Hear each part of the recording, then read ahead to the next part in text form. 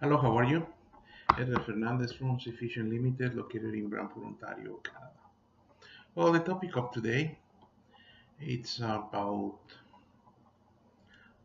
forms 483s and incident investigations. Do you know that the FDA, the Federal Drug Administration, um, delivered or gave around 150 citations for um, they call letters of warning 483.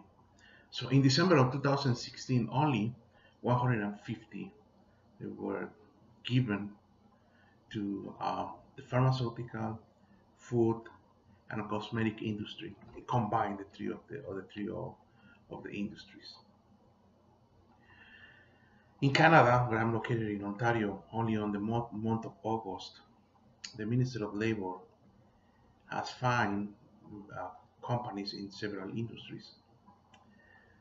The amount of those fines are in total $6,600,000. As you can see, it's too much money for fines and too much money for and then forms 80 for letter of warnings for 83. So they can actually they can affect your business. They can so they maybe in some cases the FDA they are allowed to you are outside of the United States. They don't allow you to export products, medications, or food or cosmetic to the United States. So your business can be affected. Okay, the 150 letters of warning from the FDA, all of them they have the same cause of the same issue. In the pharmaceutical and food industry, there is something that is called CAPAs, Corrective Actions and Preventive Actions. The FDA has found that many of these companies they haven't conduct a good investigation to find the root causes of the non-conformances during production or during after the quality control testing, etc. Regarding on the safety side, for this amount of the amount of money of the fines from the Minister of Labor in Ontario, all of them there are several injuries. So how to prevent letters of warnings and how to identify incidents in the future or the incidents that they have they repeat in the industry or in your business or company.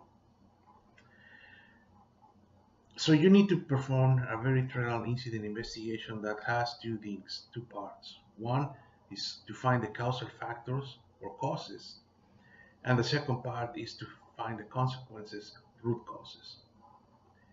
Unfortunately for the FDA, the methodology 5 Whys that is described in the Toyota Lean Manufacturing book is not recognized, is not acceptable for the FDA. It's something that you need to keep in mind. In the other side, for the safety part, the Minister of Labor of Ontario doesn't say if it's acceptable or not. However, as I said in previous videos, well, you see the top 10 safety violations according to OSHA. So these violations have been repeated, at least for 5 years. Could be training, could be other factors. But it's good to know if you analyze those type of violations. In my opinion, you have would say 10 or 20 hazards that they have the same that they have identified in the same station. I would treat it personally as a near miss, and then do the investigation to identify what type of outcomes and the severity of can happen. On the other side, from the pharmaceutical quality assurance, so you need to perform in that way. What is a corrective action? Is an action that is going to fix the problem on that particular situation at the moment, and preventive action is FDA is forcing you to evaluate your whole system in other areas as well.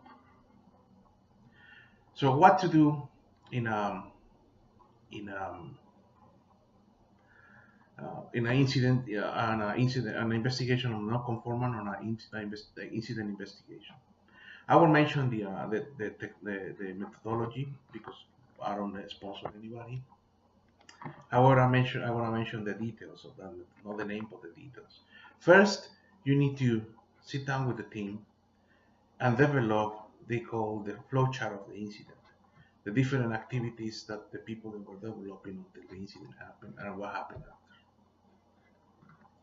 Second, you need to identify procedures, instructions, policies that in each activity the people need to follow, employees or workers. After that, you're going to identify the causal factors and you're going to analyze each one of those in three aspects. It's operation, its management system, and its human factors. After you identify those causal factors, you're going to find the root cause, taking in account training, design of the workstation, policies and procedures, communications, how you communicate changes, how you communicate procedures, how you verify that people understand the procedure. After that, you're gonna prescribe corrective and preventive action CAPAs, and after that, you're gonna create the final report. If you follow those steps, you're gonna be in compliance with the FDA, and you're gonna prevent, hazard incidents that could happen in the future at the workstation regarding safety. That's the way that I perform my investigations, and according to the FDA, apparently that's the way that they are accepting non-conformances investigations. Thank you very much. Have an excellent day, and see you tomorrow for the next topic. Bye.